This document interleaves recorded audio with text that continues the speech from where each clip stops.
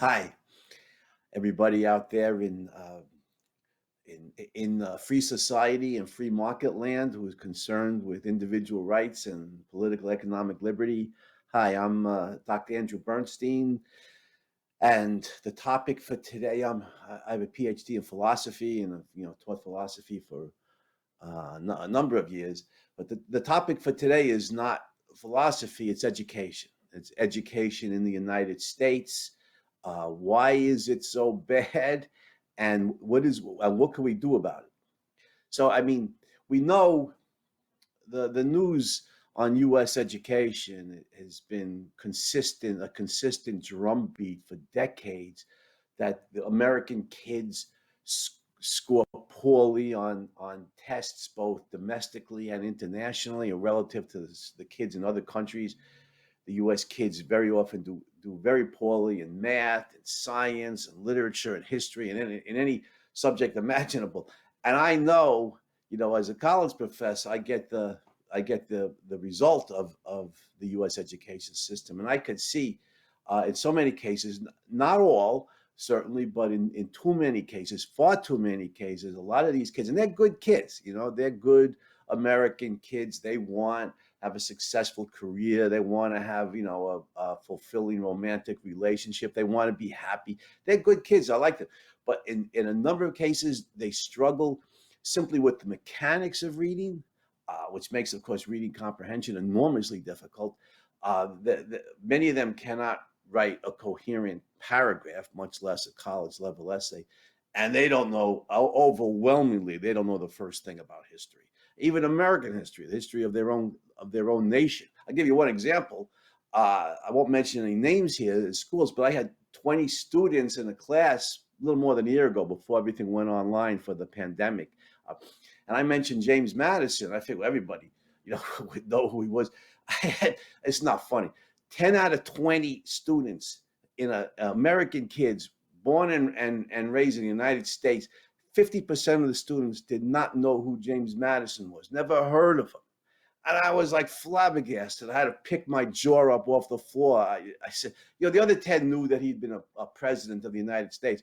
But very few out of the 20 knew that he was the lead author of the U.S. Constitution and virtually the sole author of the Bill of Rights, which, enormously important documents, obviously, in American history. So something's terribly wrong in the American schools. This is not an isolated incident. This has been going on for years. As a matter of fact, going all the way back to 1983, the Secretary of Education under President Reagan commissioned a report on American education. 1983, it's almost 40 years ago. I have here, this is a copy of my essay, Heroes and Villains in American Education. It says U.S. education on the front because they couldn't fit American on there. But the report in 1983 from President Reagan's secretary, the commission from President Reagan's Secretary of Education was titled "A Nation at Risk," and listen to the conclusion of this presidential commission. Quote: "If an unfriendly foreign power had attempted to impose on America the mediocre educational performance that exists today, we might well have viewed it as an act of war." Wow, you can't put it in terms any stronger than that. As it stands, we have allowed this to happen to ourselves, unquote. It's worse than that. We've done it to ourselves. How did this happen? Briefly, you have to go back 100 years to the era of World War I. So-called progressive educators, and I hate that term progressive for leftists. The great Chinese philosopher Confucius said a long time ago, the beginning of wisdom is to see to it that things are called by their right names. And there's nothing progressive about socialism. It's regress. So the proper name would be the regressives, but they're known as progressives, believe it or not. So-called progressive educators, John Dewey, William Hurd Kilpatrick, at Columbia University, Teachers College, their ideas on education became enormously influential in the United States. And for one thing, one disastrous policy of the progressives and the so-called progressives and their intellectual educational heirs in the United States today is that they're opposed, believe it or not, they're opposed to the method of phonics and teaching reading. Now, without getting into any depth here, phonics works, right? It's the system that works, and the progressives and their heirs preferred variations on the whole word method, where you didn't teach the kids to sound out the words phonetically, but rather they were supposed to look at the shape of the word and memorize, or memorize the shape of the word or pick it out from the context. Memorize the shape of the word. I don't know how many words there are in the English language, but there's way too many, to recognize and memorize. Whereas with phonics, of course, there's 26 letters in the alphabet, roughly 44 sounds in English, and it's very easy for a child to learn such a small number of units. And consequently, phonics works. Any variation on the whole word method, look, say, whole language, whatever, is a disaster. And this has been a battle going on in American education for 100 years, and the war against phonics, is the reason why so many American kids struggle. Not kids, adults, why so many Americans struggle to read. By the way, I have here a copy of Rudolf Flesch's great book, Why Johnny Can't Read. Free Market Roadshow is based in Austria, right? So we could put in a plug for the Austrians. Rudolf Flesch was an Austrian Jew who fled the Nazis, came to the United States. I think he had a doctorate in law from the University of Vienna, and got a PhD in library science from Columbia University. And Flesch published this great book, Why Johnny Can't Read, in 1955. And it's written in simple terms to the parents, telling them why there's so many remedial reading problems in the United States and why there are not in Europe. I don't know if there are today, but in 1955, evidently there were not. And the reason being that the European countries use phonics to teach reading, and the American educators had gotten away from phonics to some variation on the whole word method. So Flesch's book was great. It helped, but the educational establishment, the teachers' colleges, and Columbia University Teachers College is prominent, but the teachers' colleges, schools of education, one, the federal Department of Education, two, and the state departments of education, three. The interlocking directorate here, they hold the high ground in American education, and they are opposed to phonics. And that is the fundamental reason why American education is so bad. Now, related to that, not surprisingly, the regressives and their intellectual heirs, continuing to our day, are opposed to the academic program. They do not believe in teaching in rigorous academic subjects, math, literature, history, science. And you see in the American schools today, so much time is spent on sports. And I'm a big sports fan, by the way, and I'm very happy my daughter played volleyball. But I think that should be done outside of school on somebody's own time. My question is, why can't the schools be the one place in society, the one place that focuses on training the mind? As Ayn Rand showed brilliantly in her great novel Atlas Shrugged, the mind is mankind's means of survival, and the mind needs to be trained. It needs to be educated. Why can't schools be the one place in society that focus exclusively on training the mind? There's all kinds of organizations outside of school. There's churches, and there's sports leagues, and there's all kinds of organizations, where the kids on their own time can learn, to automotive mechanics, which is a really good skill, can play basketball, and, take dance lessons, study karate, driver's ed, whatever. To me, that should not be done in school. The school should train the kids, one, how to think, and two, give them content in rigorous academic subjects. So the American schools are militantly opposed to that. You see all this time spent on hygiene and driver's ed and sex ed and vocational training and shop classes and all this stuff. And I don't mean to disparage it. These are good skills to have. They're good practical skills. But again, I think you can learn these from your parents. I think you could take vocational courses. You can get this in on-the-job training. for example, the sports leagues outside of school and so on and so forth. Robert Maynard Hutchins, one of the leading advocates of the Great Books program, along with Mortimer Adler, said it very nicely. He said, when you have an employee who can read and write and has cognitive skills and can think, it is not very difficult for an employer to provide them with on-the-job training in various skills. So we want to know, why do the American kids score so poorly on international tests relative to kids from all over the world? Because the American schools don't teach academic subjects. That's why, to put it very simply. The American schools do not teach academic subjects to the nearly as much as they should, to the depth and the extent that they should.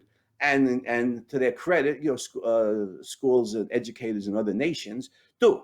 They do teach academic subjects and recognize that the purpose of schooling is to train the mind, is to educate the kids, teach them to think, and teach them content in basic cognitive subjects like math, science, literature, and history. So, how do we fix it? Oh, by the way, so let me ask one other question before we get to what's the purpose of this? Why did so-called educators, people who have a PhD in education, why are they so anti-education? They don't want to train the mind. They want the kids learning vocational skills and everything. Why?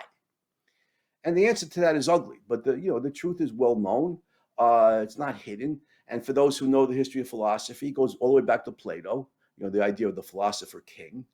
And certainly in the 19th and 20th and continuing into the 21st centuries was picked up by Karl Marx and his heirs, the advocates of scientific socialism.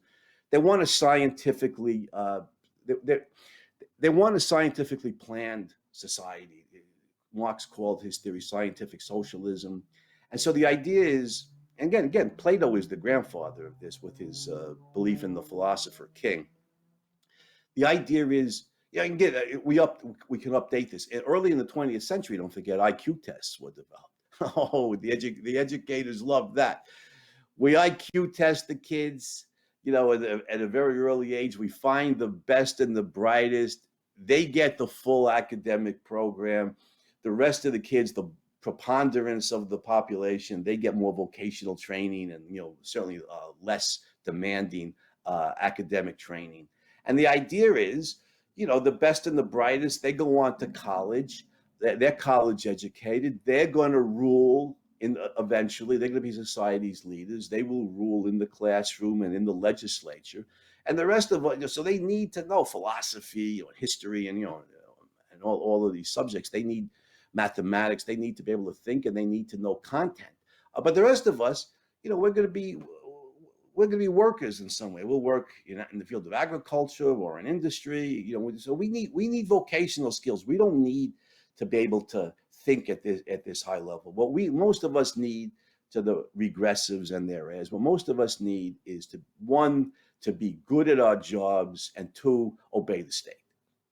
And that is the ugly truth here. They don't want most of us to be educated. And in the United States, they certainly don't want black kids to be educated, to reject the socialist welfare state propaganda that the leftists have rammed down the throats of black Americans for, more than 50 years now. They don't want most of us to be thinkers. That's the ugly truth here. So how do we fix this? Well, one important step would have to be to privatize the educational system. And the reason that'll help is most parents care about the education of their children. They care much more than government bureaucrats do. They want their kids to learn how to read and write. They want their kids to read. Let's put it very simply. They want their kids to be proficient readers. They don't want them, stumbling with the mechanics of reading, consequently making reading comprehension enormously difficult. Most parents want their kids, to be proficient, what they used to call the 3 R's: reading, writing, arithmetic. They want their kids to get a real education. And so, furthermore, morally, the parents have a much greater right to decide what their children learn than the government does. So Ayn Rand taught us brilliantly that the moral is the practical. And I think here the morally right thing to do is protect the rights of the parents to decide what kind of education their children are going to get. And the practical benefits of that is that the overwhelming bulk of parents in the United States, and I think most places around the world, want their kids to be proficient in academic subjects, want their kids to do well, in these basic cognitive skills, want their kids to learn how to think, want their kids to learn some content, want their kids to know who James Madison was, for example. And I think when we privatize the school system, turn education over to the parents, I think we're going to see that's not the only thing that needs to be done, but that is an enormous step forward, I think, in improving the American educational system. We know. Let me close with this. History and current events show us, that socialism is a failure in any field. What did the great Nobel laureate Milton Friedman say? That if we put the government in charge of the Sahara Desert, in 5 years there would be a shortage of sand. Now that's hyperbole, obviously, it's an exaggeration, but that's true. That's true. We see it in the socialist countries. If the government runs the agricultural sector, there's famine. If the government runs the steel industry collapses. And we see, government schools, they're euphemistically called public schools, but all private schools are open to the public. These are government schools. They're run by the government. They're funded by taxation from the government. The kids are forced to go there by the government. Government schools represent the socialization of the educational system, and it is as abysmal a failure as is government-run agriculture, government-run steel industries, and so on and so forth.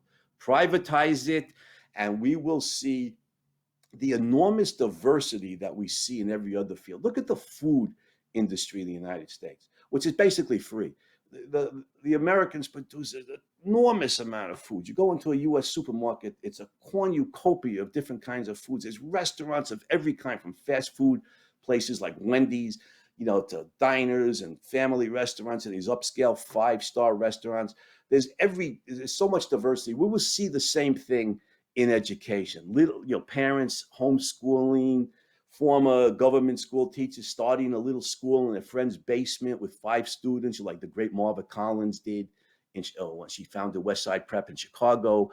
To educational corporations, we see more education online. There's some schools will teach phonics, some will use the look-say-method.